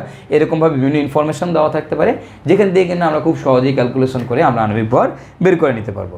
তো চলো একটা ম্যাথ করে জিনিসটা বোঝার ট্রাই করি। কি বলছে দেখো, একটি জৈব যৌগে কার্বন 52.7%, হাইড্রোজেন 13.04% ও বাকি সব অক্সিজেন আছে যৌগটির বাষ্প ঘনত্ব 69 হলে যৌগটির আণবিক সংকেত বের করো। তো খুবই সহজ, কিভাবে করব আমরা? ফার্স্ট কাজ, আমাদের যে পার্সেন্টেজগুলো আছে, কার্বন হচ্ছে 52.7%, হাইড্রোজেন হচ্ছে আমাদের কত 13.04%। তো অক্সিজেনের পার্সেন্টেজ আমরা হচ্ছে সুন্দর মতো করে 100 থেকে বিয়োগ করে দিব। 100 থেকে বিয়োগ করে দিলেই আমাদের হচ্ছে অক্সিজেনের পার্সেন্টেজটা চলে আসবে। অক্সিজেনের পার্সেন্টেজটা আসবে 34.26%। ওকে, তাহলে দেখো এখন আমি সবার পার্সেন্টেজ জানি। তো ফার্স্ট কাজ কি, আমরা এদের আণবিক ভর দিয়ে ভাগ করে দাও, 12 দিয়ে ভাগ করে দাও, এটাকে 1 দিয়ে ভাগ করে দাও, এটাকে তুমি 16 দিয়ে ভাগ করে দাও। তো আমার এখান থেকে তুমি যদি এটাকে 12 দিয়ে ভাগ করে দাও, তোমার আসবে 4 পয়েন্ট সামথিং, এটা আসবে 13.04, এখানে আসবে হচ্ছে 2 পয়েন্ট সামথিং। তো সব থেকে ছোটটা দিয়ে যদি তুমি ভাগ করে দাও, ভাগ করে দিলে দেখবা এখান থেকে যে কার্বন, হাইড্রোজেন এবং অক্সিজেনের যে অনুপাতটা আসবে 2:6:1, ওই আগের অঙ্কটার মতোই সেম। তাহলে এটা স্থূল সংকেত কত হবে? সুতরাং আমাদের স্থূল সংকেত হবে ইকুয়াল টু হবে হচ্ছে কত C2H6O। তাহলে আণবিক সংকেত কত হবে ভাইয়া? আণবিক সংকেত হবে তোমার C2H6O ইন্টু N। এখন এই আণবিক সংকেত বের করতে গেলে এন এর মান জানা লাগবে। এন এর মান আমরা কীভাবে বের করবো বলো তো? 12 × 2 যোগ 1 × 6 যোগ হচ্ছে 16 ইন্টু হবে হচ্ছে আমাদের N ইকুয়াল টু আণবিক ভর। এখন এইখানে কি আমার আণবিক ভর দেওয়া আছে? দেখো তো প্রশ্নে আণবিক ভর দেওয়া আছে কিনা? নাই। প্রশ্নে কি দেওয়া আছে? তোমার বাষ্প ঘনত্ব দেওয়া আছে। তো বাষ্প ঘনত্ব দেওয়া থাকলে তাকে কি করতে হবে? 2 দিয়ে গুণ করতে হবে। তো এই বাষ্প ঘনত্ব দেওয়া আছে 69, আমরা এটাকে কি করব? 2 দিয়ে গুণ করে দিব। গুণ করে দিলে আসবে কত? 138, রাইট? এটাই তো আমাদের আণবিক ভর। So that's it. তুমি এবার এখান থেকে ক্যালকুলেশন করো, ক্যালকুলেশন করলেই দেখবা তোমার এখান থেকে এন এর ভ্যালু চলে আসছে। এবং তুমি যদি এখান থেকে ক্যালকুলেশন করো, দেখো এই জায়গাতে আসলে কত? 12 12 24, 30 46 into N equal to 138 calculation করলে এন এর ভ্যালু আসবে কত? 3। তাহলে সুতরাং আমাদের আণবিক সংকেতটা কত হবে? দেখো তো ভাইয়া, আমাদের আণবিক সংকেত হবে এখান থেকে, এই যে আমরা এটাকে 3 দিয়ে গুণ করে দাও, তাহলে আসবে হচ্ছে C6, তারপরে আমাদের আসবে হচ্ছে H18O3। So this will be hour answer. এটা হচ্ছে আমাদের আণবিক সংকেত। তো আমাদের এরকম আণবিক সংকেত বের করতে বলে, এগুলো আমাদের 9 10-এও ছিল। তো আমি জাস্ট তোমাদেরকে একটু রিওয়াইন্ড করাই দিলাম। এগুলো একটু নতুনভাবে এখন আমাদের আসতে পারে পরীক্ষা, এবং এগুলো বেসিক্যালি পরীক্ষাতে আসে। তো চলো আমরা এবার আরেকটা ম্যাথ করি। বলছে একটি জৈব যৌগে কার্বন, হাইড্রোজেন ও অক্সিজেনের অনুপাত 2:4:1 হলে এবং 100 ডিগ্রি সেলসিয়াস তাপমাত্রায় 760 মিলিমিটার মার্কারি চাপে যৌগটি 0.156 গ্রাম 53 ml আয়তন দখল করলে যৌগটার আণবিক সংকেত নির্ণয় করো। তো তুমি কিভাবে করবে? এটা খুবই সহজ। আমার কার্বন, হাইড্রোজেন, অক্সিজেনের অনুপাত দেওয়া আছে। আগে তো তোমার পার্সেন্ট দেওয়া থাকতো, এখন অনুপাতই দিয়ে দিছে, কার্বন, হাইড্রোজেন আর হচ্ছে আমাদের অক্সিজেন। তো আমার যদি কার্বন, হাইড্রোজেন এবং অক্সিজেনের অনুপাত দেওয়া থাকে, কার্বন, হাইড্রোজেন আর অক্সিজেন এদের অনুপাত দেওয়া আছে। অনুপাত কত দেওয়া আছে? 2:4:1। দেখো ডিরেক্ট অনুপাত দেওয়া, তাহলে সুতরাং কি আমার স্থূল সংকেতটা কী হবে? স্থূল সংকেত হবে, এখান থেকে আমি লিখতে পারি, স্থূল সংকেত হবে C2H4O, রাইট? তাহলে আমি C2H4 স্থূল সংকেত পেলাম। তাহলে এবার আণবিক সংকেত কী হবে? আণবিক সংকেত হবে আমার এখান থেকে আমি লিখতে পারি C2H4O ইন্টু N। তাহলে এখান থেকে আমার N এর ভ্যালু বের করতে হবে। N এর ভ্যালু কীভাবে বের করবো বলো তো? 12 × 2 যোগ 1 × 4 যোগ 16 ইন্টু N ইকুয়াল টু কি? আণবিক ভর। এখন এই আণবিক ভর কি আমার দেওয়া আছে প্রশ্নে? আণবিক ভর দেওয়া নাই, বাট কি দেওয়া আছে? তাপমাত্রা দেওয়া, চাপ দেওয়া, ভর দেওয়া, আয়তন দেওয়া। এখান থেকে কি আমি আণবিক ভর বের করে ফেলতে পারি না? অবশ্যই পারি। ভাই আমি কীভাবে এখান থেকে আণবিক ভর বের করে ফেলতে পারবো? ভাই আমাদের কি জানি? PV equal to W/m/RT। মানগুলো বসায় দাও। P হচ্ছে 760 মিলিমিটার মার্কারি, তার মানে কত অ্যাটমসফিয়ার ভাই? 1 অ্যাটমসফিয়ার। ইন্টু V হচ্ছে 53 ml, তো এটাকে আমাকে লিটারে নেওয়া লাগবে। তাহলে আমাকে কি করতে হবে? 53কে 1000 দিয়ে ভাগ করে দিতে হবে, equal to 0.156 gram divided by m। আর এর মান বসায় দাও 0.0821 ইন্টু টি এর মান বসায় দাও 373 কেলভিন। ক্যালকুলেশন করলে এখান থেকে আমার আণবিক ভর বের হয়ে আসবে। সেই আণবিক ভর এখানে বসায় দাও, ক্যালকুলেশন করে এখান থেকে এন এর ভ্যালু বের করে ফেলো। সেই এন এর ভ্যালু দিয়ে এটাকে গুণ করে ফেলো, গুণ করে ফেললেই তোমার অ্যান্সার আণবিক সংকেত তুমি বের করে ফেললা। ঠিক আছে? তো আমাদের এরকম কি মাঝে মধ্যেই তোমার হচ্ছে এই আণবিক ভরটা ডিরেক্টলি দেওয়া থাকে না। তো ডিরেক্টলি দেওয়া না থাকলে কীভাবে আণবিক ভর বের করে নিতে হয় সেটা আমরা এখন দেখে ফেললাম। তো আশা করি এই অঙ্কগুলো আমরা করতে পারবো। আমরা এরপরে আমাদের যে ম্যাথটা দেওয়া আছে সেই ম্যাথটা কীভাবে করবো একটু দেখি। এই ম্যাথটা খুবই ইম্পর্ট্যান্ট একটা ম্যাথ, এবং তুমি এটা কীভাবে করবা সেটাই হচ্ছে ব্যাপার। দেখো তোমাকে বলছে একটি জৈব যৌগের 5.17 গ্রামকে দহন করলে 10.32 গ্রাম কার্বন ডাইঅক্সাইড ও 4.23 গ্রাম পানি উৎপন্ন করা যায়।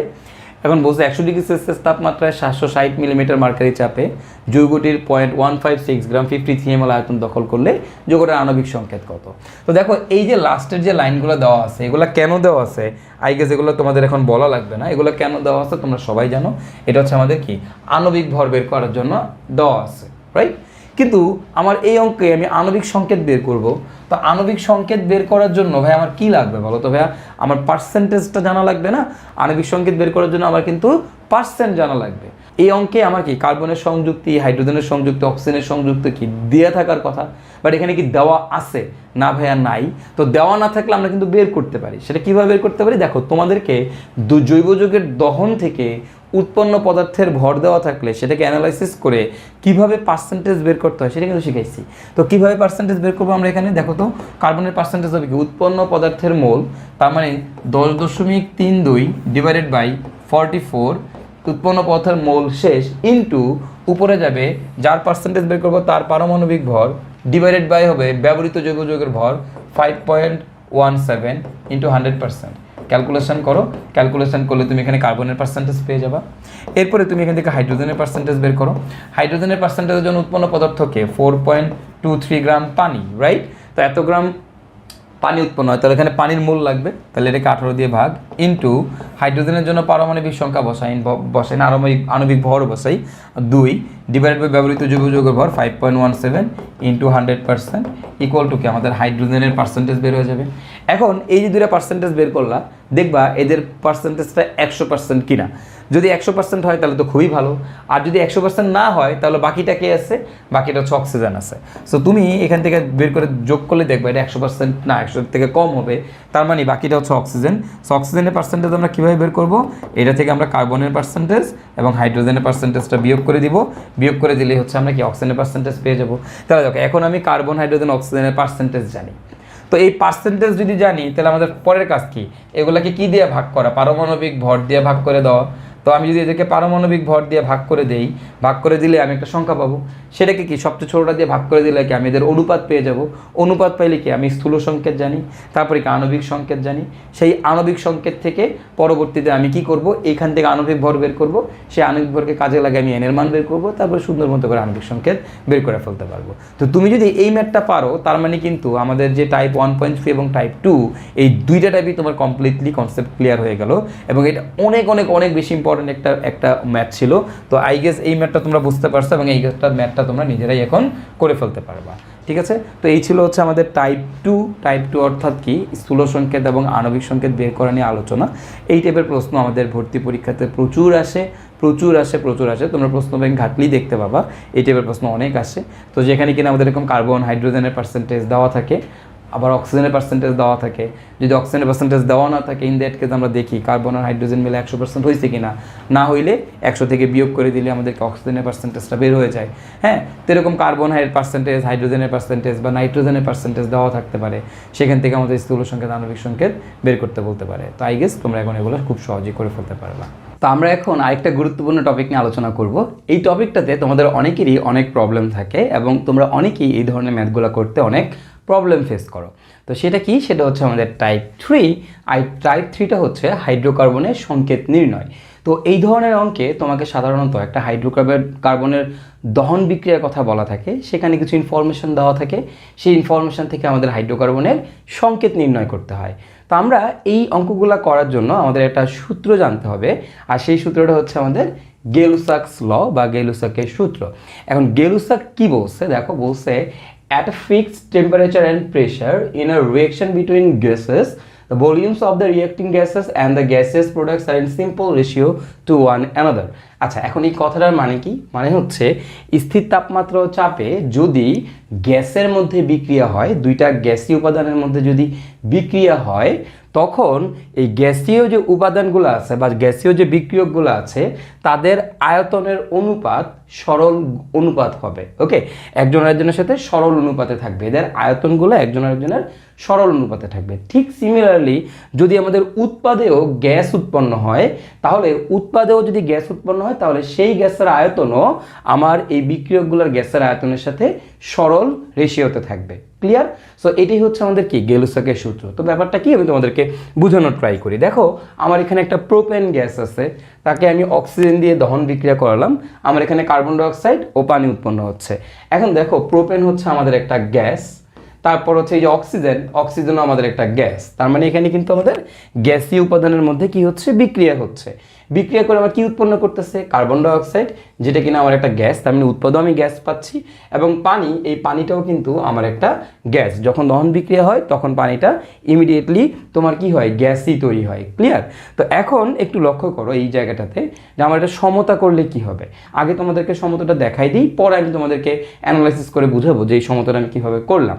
আমার এখানে 3টা কার্বন আছে, তো আমার এখানে 3টা কার্বন ডাইঅক্সাইড উৎপন্ন হবে, এখানে 8টা হাইড্রোজেন আছে, তার মানে এখানে আমাদের 4টা পানি উৎপন্ন হবে।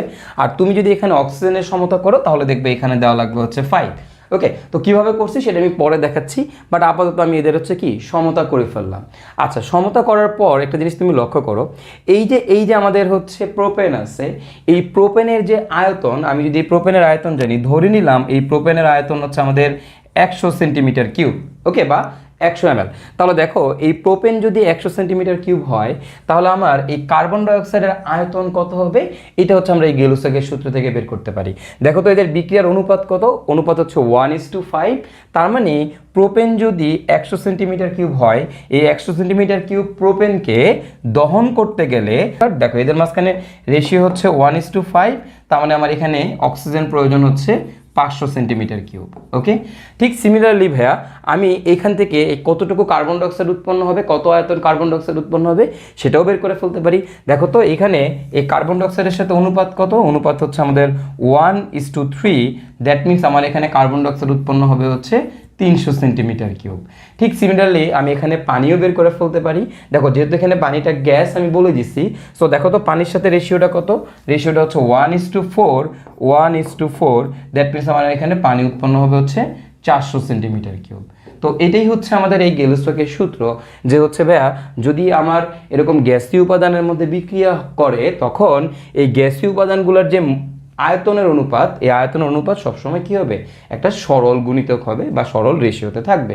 এখন তোমাকে যদি এই অঙ্কটাতে, এই জায়গাটাতে, এই বিক্রিয়াতে তোমাকে যদি বলতো যে এই পানিটা গ্যাস না, পানিটা লিকুইড, যদি আমি বলতাম লিকুইড পানি, তখন কিন্তু আমি এর সাথে আর কি করতে পারতাম না, এখানে লিখতে পারতাম না এখানে 400 সেন্টিমিটার কিউব উৎপন্ন হয়েছে। ব্যাপারটা বোঝা গেছে কিনা? এখানে গ্যাস হইতে হবে। বিক্রিয়ক এবং উৎপাদের মধ্যে যদি গ্যাসীয় উপাদান থাকে, তাহলে ওই গ্যাসীয় উপাদানগুলোরই কেবল আমি কি আয়তন গেলুসাকের ফর্মুলা দিয়ে বের করতে পারবো, কিন্তু এই পানিটা আমি আর তখন পারবো না, যেহেতু আমি বলে দিচ্ছি এখন পানিটা হচ্ছে লিকুইড। ক্লিয়ার কিনা? তো আমরা এই সিম্পল কনসেপ্টটাকে কাজে লাগাবো এই অঙ্কটা করার ক্ষেত্রে। তো আমরা সূত্রটা দেখে নিলাম, এখন এবার আমি একটু দেখি যে আমাদের অ্যাকচুয়ালি দহন বিক্রিয়ায় কিভাবে সমতা করতে হয়। তো দেখো ভাইয়া আমার এখানে যে CXHY নামক একটা হাইড্রোকার্বন আছে, যে হাইড্রোকার্বনে কার্বনের সংখ্যা আর হাইড্রোজেনের সংখ্যা আমি জানি না। এখন কিভাবে আমি সেটা সমতা করব? তো ভাইয়া মনে রাখবা যতগুলা কার্বন থাকবে ঠিক ততগুলা কার্বন ডাইঅক্সাইড উৎপন্ন হবে। এখানে X পরিমাণ কার্বন আছে, সো আমার এখানে X পরিমাণ কার্বন ডাইঅক্সাইড উৎপন্ন হবে, বা যতগুলো হাইড্রোজেন থাকবে তার অর্ধেক সংখ্যক পানি তৈরি হবে। তাহলে ওয়াইটা কি আছে, হাইড্রোজেন আছে, তার মানে পানি উৎপন্ন হবে হচ্ছে আমাদের Y/2, অর্ধেক সংখ্যক পানি উৎপন্ন হবে। আর ভাই অক্সিজেন কতটুকু লাগবে, অক্সিজেন লাগবে হচ্ছে X + Y/4। তো এইভাবে হচ্ছে কি করতে পারি, এই সিম্পল যে ফর্মুলাটা আছে এটাতে যদি আমি মানগুলা বসাই দিই, তাহলেই হচ্ছে আমার একটা দহন বিক্রিয়ার যে কতটুকু অক্সিজেন লাগবে, কতটুকু কার্বন ডাইঅক্সাইড উৎপন্ন হবে, কতটুকু পানি উৎপন্ন হবে, এটা আমরা খুব সহজে এখান থেকে বের করে ফেলতে পারবো। তো আমার এই জায়গাতে এই বিক্রিয়াটাতে একটু লক্ষ্য করো, এখানে এটা একটা দহন বিক্রিয়া হয়েছে, মানে হচ্ছে আমি এখানে এই হাইড্রোকার্বনটাকে দহন করব। কি দিয়ে দহন করতেছি ভাই বলো তো? আমি অক্সিজেন দিয়ে দহন করতেছি। তো অক্সিজেন দিয়ে যদি তুমি বিক্রিয়া করো, বিক্রিয়া করলে কি হবে, আমার এখানে কিন্তু হাইড্রোকার্বন শেষ হয়ে যাবে। ক্লিয়ার কিনা? হাইড্রোকার্বন এখানে শেষ হয়ে যাবে। আচ্ছা, এরপর তুমি যদি দহন করার পর এই জায়গাতে তুমি জানো কার্বন ডাইঅক্সাইড একটা গ্যাস, আবার তুমি জানো অক্সিজেনও একটা গ্যাস, তুমি জানো এটাও একটা গ্যাস, আর এই যে পানি, এই পানিটা ইনিশিয়ালি গ্যাসই তৈরি হয়, বাট আমি যদি এটাকে রুম টেম্পারেচারে নিয়ে আসি, দহন করার পর তুমি যদি রুম টেম্পারেচারে নিয়ে আসো, রুম টেম্পারেচার মানে হচ্ছে কক্ষ তাপমাত্রায় যদি তুমি নিয়ে আসো, কক্ষ তাপমাত্রায় নিয়ে আসলে তখন কিন্তু এই যে পানিটা আছে এই পানিটা কিন্তু আমার গ্যাস থাকে না, এই পানিটা তখন হয়ে যায় হচ্ছে তোমার লিকুইড পানি। ক্লিয়ার কিনা? লিকুইড পানি। তার মানে তুমি দেখো তো ভাইয়া, যদি আমি দহন বিক্রিয়া করাই, দহন বিক্রিয়া করানোর পরে যদি আমি রুম টেম্পারেচারে নিয়ে আসি তাহলে কি হবে? দেখো এইটার দহন করছো মানে এটা পুরোপুরি দহন হয়ে গেছে, তার মানে কিন্তু আমার এখানে কোনো হাইড্রোকার্বন আর অবশিষ্ট থাকবে না, এটা পুরোটাই কার্বন ডাইঅক্সাইড আর পানিতে পরিণত হয়ে গেছে। আবার তুমি দেখো তো ভাইয়া, দহন করার পর তুমি হচ্ছে যদি রুম টেম্পারেচারে নিয়ে আসো তখন কিন্তু আমার কোনো পানিও আর গ্যাস আকারে থাকতেছে না। তার মানে আমার কোন দুইটা গ্যাস থাকতেছে বলো তো ভাইয়া? আমার থাকতেছে হচ্ছে কিছু পরিমাণ অক্সিজেন আর থাকতেছে কি কার্বন ডাইঅক্সাইড। এখন তোমরা বলতে পারো ভাইয়া অক্সিজেন কি পুরোটা শেষ হয়ে যাবে? দেখো লক্ষ্য করো, তুমি যখন দহন করবা তখন কিন্তু তুমি ঠিক এই পরিমাণ অক্সিজেন দাও না। তুমি যখন এটাকে দহন করবা, দহন করার জন্য আমরা কিন্তু অনেক বেশি পরিমাণে অক্সিজেন দেই। তুমি স্বাভাবিকভাবে যখন একটা কিছুকে পোড়াও, পোড়ানোর সময় তুমি কিভাবে মেপে অক্সিজেন দাও? অবভিয়াসলি না, অক্সিজেনের পরিমাণ আমরা স্বাভাবিকভাবে কি একটু বেশি পরিমাণে দিই। তার মানে দেখো তো আমার এখানে কি থাকবে? আমার এখানে কিছু পরিমাণ অক্সিজেন থাকবে আর হচ্ছে আমার কি থাকবে? কার্বন ডাইঅক্সাইড থাকবে। তার মানে এই দুইটা গ্যাসই কিন্তু আমার অবশিষ্ট থাকবে যদি দহন বিক্রিয়ার পরে আমি রুম তাপমাত্রায় নিয়ে আসি। তাহলে রুম তাপমাত্রায় নিয়ে আসলে আমার কি থাকতেছে? অক্সিজেন থাকতেছে, আনইউজড অক্সিজেন, কিছু পরিমাণ আনইউজড অক্সিজেন থাকবে। আর কি থাকবে ভাই বলো তো আমাদের? মানে কার্বন ডাইঅক্সাইড, উৎপন্ন কার্বন ডাইঅক্সাইড। তো আমি এটা লিখতে পারি উৎপন্ন কার্বন ডাইঅক্সাইড থাকবে, এই দুটো জিনিস থাকতেছে। ক্লিয়ার কিনা? তার মানে দহন করার পর রুম টেম্পারেচার নিয়ে আসলে আমার যে আয়তনটা থাকবে গ্যাসের সেটা হচ্ছে শুধুমাত্র আনইউজড অক্সিজেন এবং হচ্ছে প্রডিউসড কার্বন ডাইঅক্সাইডের আয়তন। ক্লিয়ার? আচ্ছা, এখন তুমি দেখো, তার মানে আমি যদি একটু তোমাকে বলি, রুম টেম্পারেচার আমার এখানে কি আছে? কিছু অক্সিজেন আছে যেটা কিনা আনইউজড অক্সিজেন, আর আমাদের এখানে কি আছে? কার্বন ডাইঅক্সাইড আছে। এছাড়া কিন্তু আর কিছু আমাদের এখানে লেফট ওভার নাই। এখন তুমি যদি এই জায়গাটাতে একটু চিন্তা করো, তুমি যদি এখানে ক্ষার যোগ করো, ক্ষার যোগ করলে কি হবে? দেখো আমি যদি এখানে ক্ষার যোগ করি তাহলে ক্ষার মানে কি? হাইড্রোক্সিল। সে মনে করো আমি সোডিয়াম হাইড্রোক্সাইড ব্যবহার করলাম, তাহলে তুমি যদি এখানে সোডিয়াম হাইড্রোক্সাইড দাও তাহলে কি হবে? দেখো এটা একটা ক্ষার। এখন ক্ষার কি করে? ক্ষার কার সাথে বিক্রিয়া করে? ক্ষার অ্যাসিডের সাথে বিক্রিয়া করে। তো তুমি দেখো আমার যেখানে অক্সিজেন আছে, অক্সিজেন হচ্ছে আমাদের একটা নিউট্রাল অক্সাইড, আর কার্বন ডাইঅক্সাইড এটা হচ্ছে আমাদের একটা অ্যাসিডিক অক্সাইড। ওকে, অধাতুর অক্সাইড অম্লীয় হয় তোমরা জানো।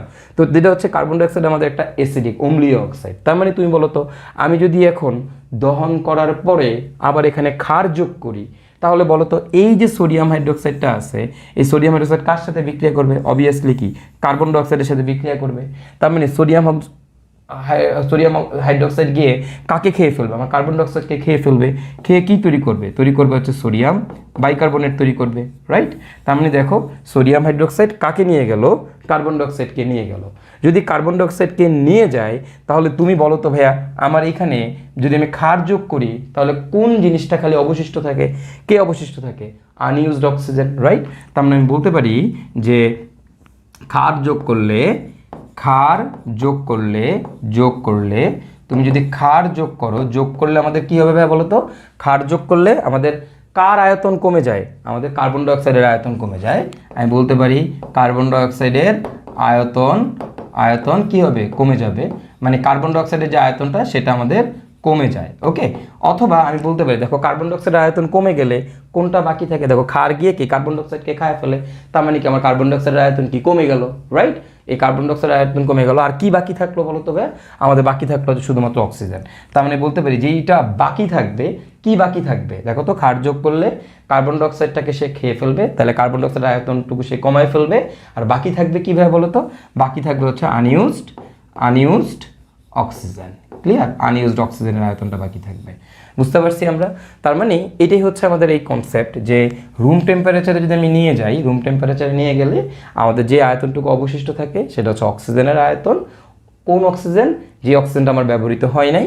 আর হচ্ছে আমার কার্বন ডাইঅক্সাইডের আয়তন। এরপরে যদি আমি ক্ষার যোগ করি তাহলে কি হবে বলো তো? ক্ষার যোগ করলে আমার কার্বন ডাইঅক্সাইডের আয়তনটা কমে যায়, আর যেটা বাকি থাকে সেটা কি? সেটা হচ্ছে আমার আনইউজড অক্সিজেনের আয়তন বাকি থাকে। ক্লিয়ার?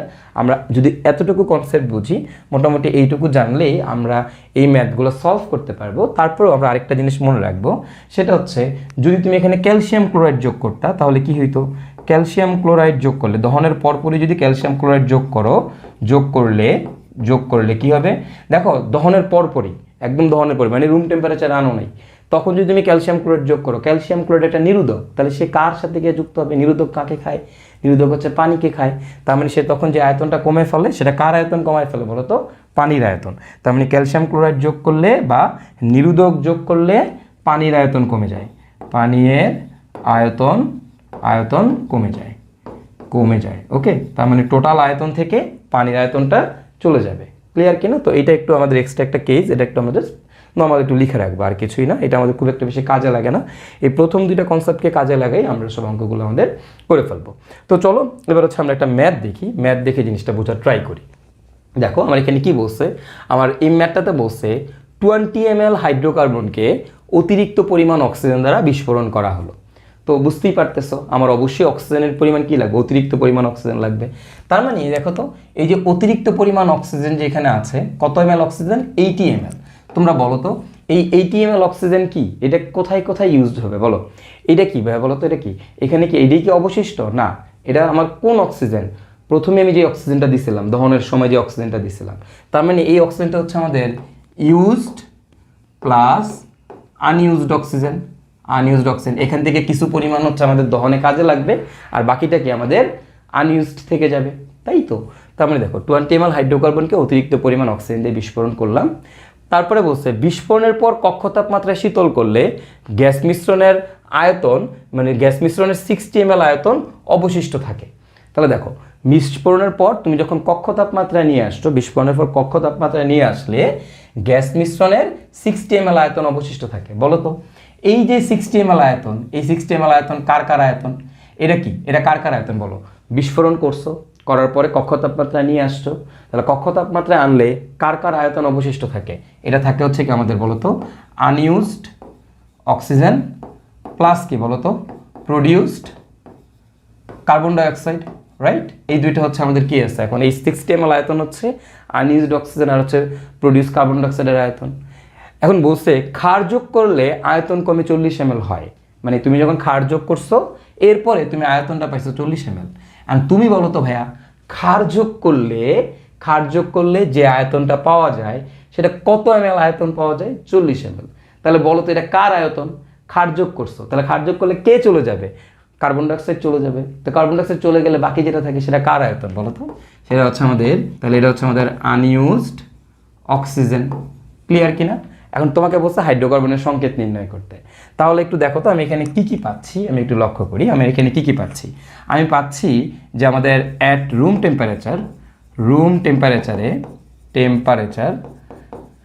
টেম্পারেচারে আমরা যেটা পাচ্ছি সেটা কি কি পাচ্ছি আমরা জানি। রুম টেম্পারেচারে আমাদের কি কি থাকে?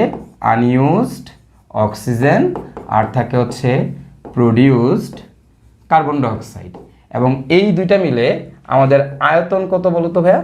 আমার রুম টেম্পারেচারে আনইউজড অক্সিজেন আর প্রডিউসড কার্বন ডাইঅক্সাইড এই দুইটা মিলায় আমার আয়তন কত পাচ্ছি? 60 ml।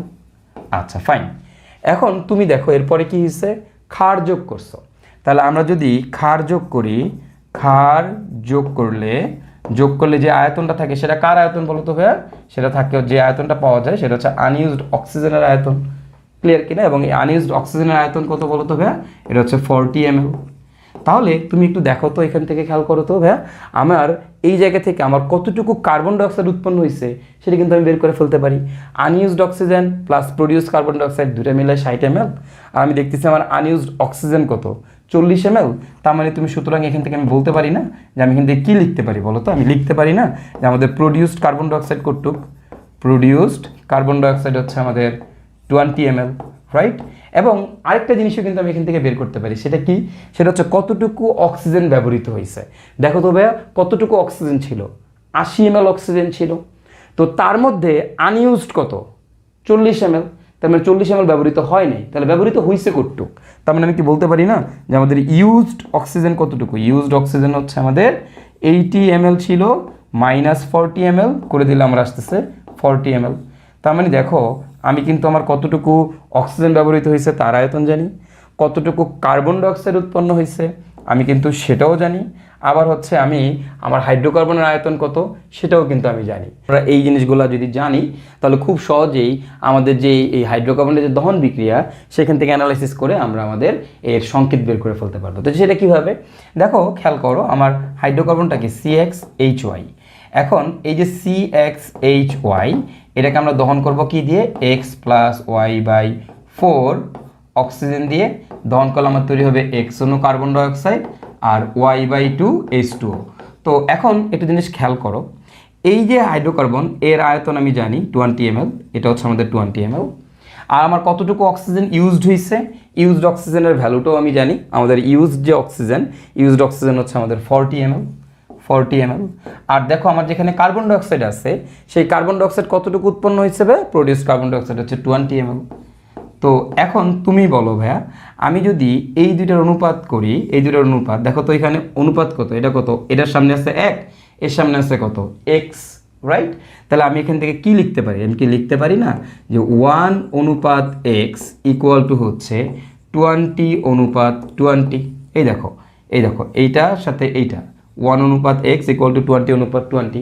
এখান থেকে ক্যালকুলেশন করো, তুমি দেখো x এর ভ্যালু আসে কত, 1, রাইট? আবার ঠিক সিমিলারলি তুমি দেখো তো ভাইয়া, এইটার সাথে এটা দেখো তো, এটার সাথে এটা, তুমি এটার সাথে এটা অনুপাত করে দাও, তাহলে কিন্তু আমি এখান থেকে y এর ভ্যালু পেয়ে যাচ্ছি। কীভাবে বলো তো, এটা অনুপাত কত, 1, এটার সামনে কত, x + y/4। তাহলে আমি কি লিখতে পারি, 1:x + y/4, x + y/4 = বলো তো কত, 20:40, রাইট? 20:40। তাহলে এখান থেকে আমি কি লিখতে পারি না, দেখো তো এই জায়গাতে কাটাকাটি করলে থাকতেছে কত, 1:2। তাহলে আমি লিখতে পারি না x + y/4 = x এর ভ্যালু কত, আমি মাত্র দেখলাম আমার x এর ভ্যালু হচ্ছে 1। তো তুমি জাস্ট এখানে বসায় দাও 1, তার মানে 1 + y/4 = 2। এখান থেকে ক্যালকুলেশন করলে আমাদের y = আসতেছে 4। তার মানে আমি কি দেখলাম, আমি দেখলাম আমার এখানে হাইড্রোকার্বনটা ছিল কি বলো তো ভাই, আমার হাইড্রোকার্বনটা ছিল হচ্ছে CxHy। এখন দেখো এই যে C এর সাথে x আছে, তো আমি জানি আমার x এর ভ্যালু কত, 1, তাই আমি বসাই দিই এখানে 1, C1। আর হাইড্রোজেন মানে y এর ভ্যালু কত, 4, তার মানে এখানে বসায় দাও y4। দ্যাট মিনস এটা কি আমাদের CH4, দ্যাট মিনস এটা হচ্ছে আমাদের মিথেন। খুবই সিম্পল, ঠিক আছে? তো দেখো এইভাবে হচ্ছে আমরা এই কতটুকু অক্সিজেন বাকি আছে, কতটুকু কার্বন ডাইঅক্সাইড উৎপন্ন হয়েছে বা কতটুকু অক্সিজেন আমার ইউজড হয়েছে, এই জিনিসগুলো যদি আমি এখান থেকে কনসেপচুয়ালি বের করে ফেলতে পারি, তখন কিন্তু খুব সহজেই আমি এই অনুপাতগুলোকে ব্যবহার করে আমি কি করে ফেলতে পারবো, এই x এর ভ্যালু এবং y এর ভ্যালু বের করে ফেলতে পারবো। তো চলো আমরা আরেকটা ম্যাথ দেখে এই জিনিসটা আরেকটু ক্লিয়ার করার চেষ্টা করি। দেখো আমার এখানে দেওয়া আছে, আবার দেখো আরেকটা ম্যাথ দেওয়া আছে, 12 ml হাইড্রোকার্বনকে অতিরিক্ত পরিমাণ 90 ml অক্সিজেন দ্বারা বিস্ফোরণ করা হলো। বিস্ফোরণের পর কক্ষ তাপমাত্রায় শীতল করলে গ্যাস মিশ্রণের আয়তন 72 ml হয়। ক্ষার যোগ করলে আয়তন কমে 36 ml হয়। হাইড্রোকার্বনের সংকেত নির্ণয় করো। আই গেস তোমরা সবাই এই অঙ্কটা করতে পারবা। আগের অঙ্কটা যদি পারো তাহলে এইটা করা তোমাদের কাছে কোনো ব্যাপারই না। তো শুরুতে আমার হাইড্রোকার্বনের আয়তন দেওয়া হচ্ছে আর অতিরিক্ত পরিমাণ অক্সিজেন দ্বারা বিস্ফোরণ করা হয়েছে। তাহলে এই যে অক্সিজেনটা, এটা আমাদের কি বলতো, এটা হচ্ছে আমাদের used plus unused oxygen, right? আচ্ছা, এখন এখান থেকে কিছু পরিমাণ দহনে ব্যবহৃত হবে আর বাকিটা অবশিষ্ট থাকবে, তো সেটাই আমাদের বের করতে হবে। তো কিভাবে বের করবো, দেখো বিস্ফোরণের পর কক্ষ তাপমাত্রা শীতল করলে গ্যাস মিশ্রণের আয়তন 72 ml হয়। তা বলতো এই যে 72 ml আয়তন, এটা কার আয়তন বলতো?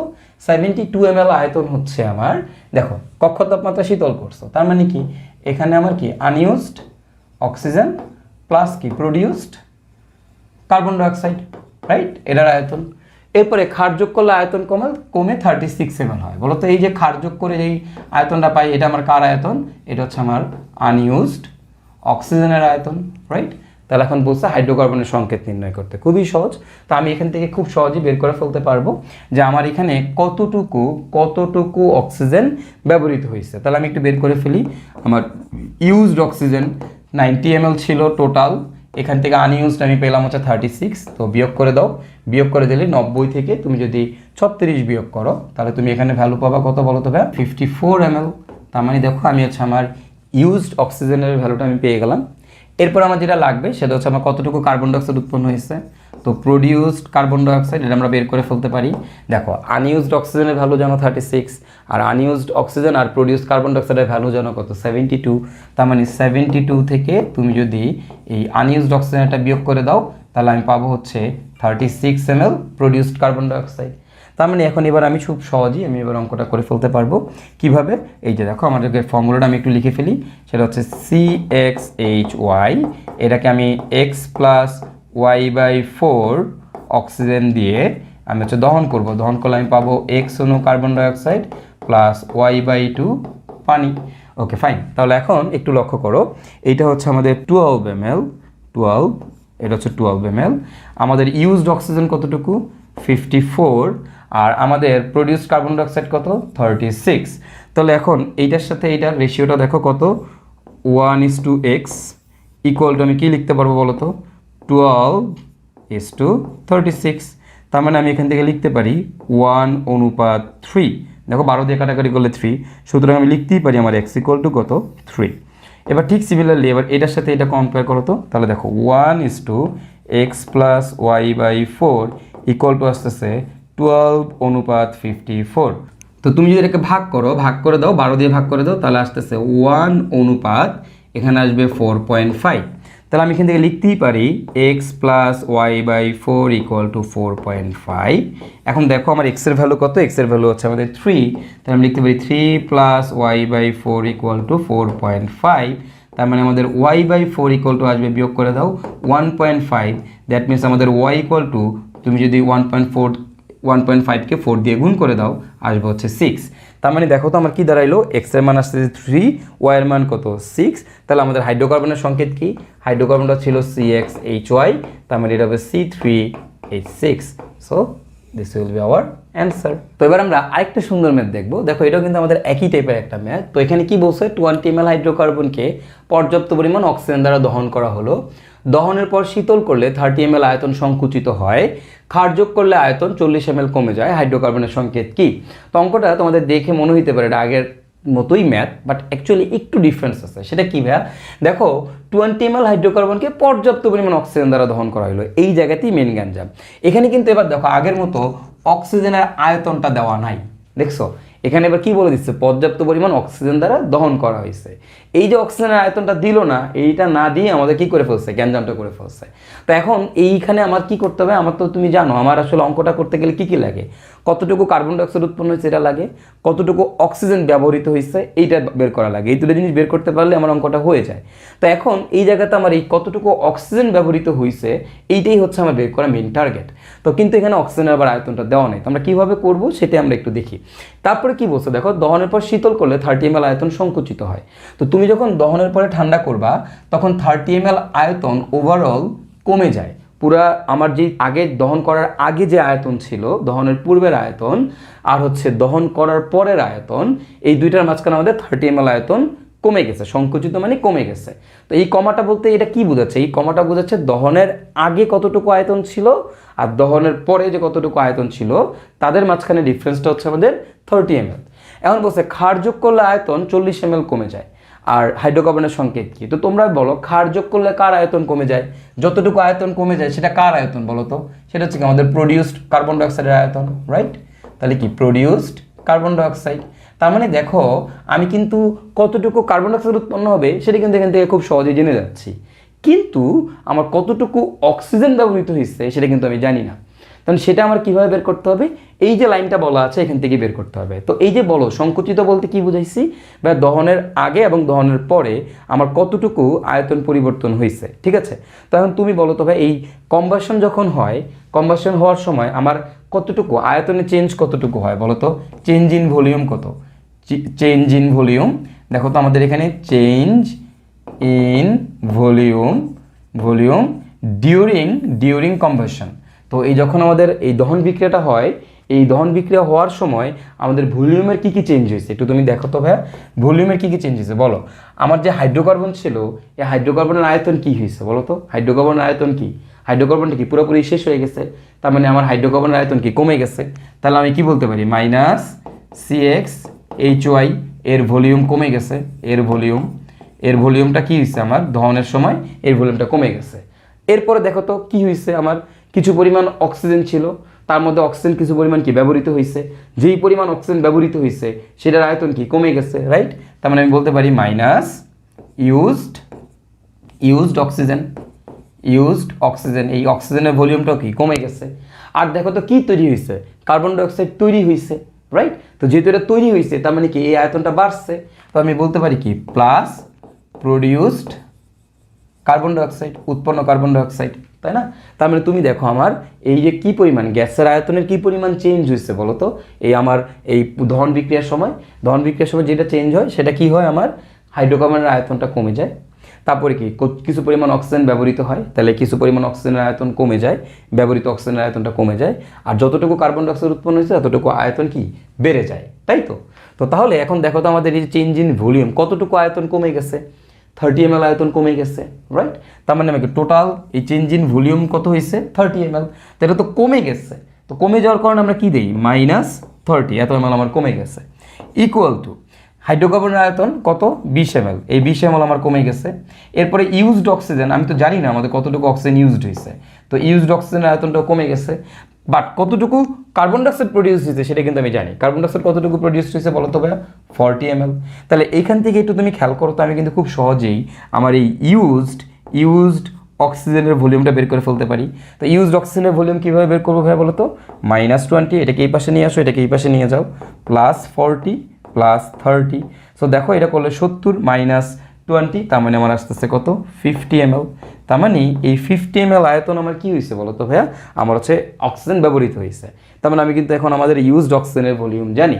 তো তাহলে তো খুবই সহজ, আমি যদি ইউজড অক্সিজেনের ভলিউম জানি তাহলে তো এবার আমার জন্য এই অঙ্ক করা খুবই সহজ। CxHy + x + y/4 equal to আমাদের কি আসতেছে বলো তো, এখান থেকে আমাদের আসবে হচ্ছে x অণু কার্বন ডাইঅক্সাইড + y/2 H2O। তো দেখো হাইড্রোকার্বনের আয়তন জানো 20, ইউজড অক্সিজেন এই x + y/4 অক্সিজেন, ইউজড অক্সিজেনের আয়তন তুমি জানো 50, আর আমার যে কার্বন ডাইঅক্সাইড সেই কার্বন ডাইঅক্সাইডের আয়তন তুমি জানো 40। তাহলে এখন তো আমি খুব সহজ এখান থেকে বলেই ফেলতে পারি, এরকম দেখো তো, আমি বলতে পারি না যে এটার অনুপাত কত, এটা কত 1 মোল, এটা কত x মোল, তাহলে 1:x ইকুয়াল টু আমি লিখতে পারি 20:40। সেখান থেকে ক্যালকুলেশন করলে দেখো তো আমি কি লিখতে পারি, 1:x ইকুয়াল টু 20:40। তো 20 দিয়ে ভাগ করে দাও, থাকে কত, 1:2। তাহলে এখান থেকে আমি লিখতেই পারি আমার x ইকুয়াল টু 2, তার মানে x এর মান হচ্ছে 2। এবার দেখো তো আমাদের y এর ভ্যালু কত, তো y এর ভ্যালু বের করবো আমরা কীভাবে, খেয়াল করো তো, এইটার সাথে এটাকে তুমি আবার কম্পেয়ার করো। তো দেখো তো এটার অনুপাত কত, 1:x + y/4 ইকুয়াল টু আমি লিখতে পারি 20:50। তাহলে দেখো তো এখান থেকে এই যে 20:50, 20 দিয়ে ভাগ করে দাও, ভাগ করে দিলে আসবে কত, 1:50কে যদি তুমি 20 দিয়ে ভাগ করো 2.5। তার মানে আমি লিখতেই পারি আমাদের x + y/4 equal to 2.5। So আমি এটা যদি এইখানে লিখি, দেখো x + y/4 ইকুয়াল টু 2.5, আমার x এর ভ্যালু হচ্ছে 2, তাহলে 2 + y/4 ইকুয়াল টু 2.5। সেখান থেকে তুমি ক্যালকুলেশন করলে দেখবা y/4 এটার ভ্যালু আসবে 0.5, তার মানে আমাদের y এর ভ্যালু আসবে হচ্ছে তোমার কত, 2। তার মানে দেখো y ও 2 x ও 2, তার মানে আমার জৈব যৌগের সংকেত কি বলতো, C2H2। ওকে, তার মানে এটা আমাদের কি, এটা হচ্ছে আমাদের ইথাইন। ক্লিয়ার কিনা? সো দেখছো এই অঙ্কটাও হচ্ছে আমরা আগের কনসেপ্টটাই ব্যবহার করছি, এই অঙ্কটা এতটুকু সবগুলোর ক্ষেত্রেই সেম।